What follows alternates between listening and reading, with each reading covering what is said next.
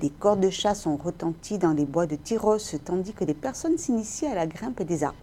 Chaque année, lorsqu'on se promène dans les bois de Fontaine durant le dimanche de l'événement maintenant réputé Promenons-nous dans les bois, on découvre tout un tas d'animations amusantes et enrichissantes. Regardez.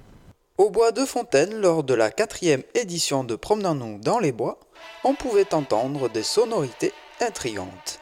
Une troupe de musiciens vêtus de rouge et munis de trompes de chasse offrait à la nature et au public un moment musical.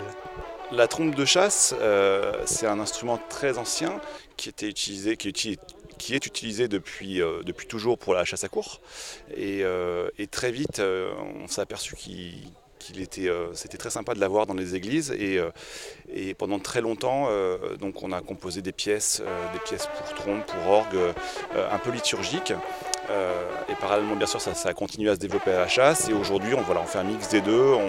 On écrit des fantaisies, on développe un côté beaucoup plus musical de l'instrument. Comme vous avez pu le voir sur des images, le son est dirigé vers l'arrière. On ne se voit pas en train de jouer, il n'y a pas de chef d'orchestre. Et de façon à ce que le son s'entende le mieux pour les spectateurs, il faut qu'on se positionne en V et rediriger un peu le son derrière en un seul point. Toutes les notes sont réalisées avec la pression de l'air, les différences de pression. Donc c'est un instrument qui est très physique et qui demande une grande maîtrise de sa colonne d'air. C'est aussi assez intéressant. À noter également que après une bonne répétition de trompe, on a l'impression d'avoir fait un entraînement de foot.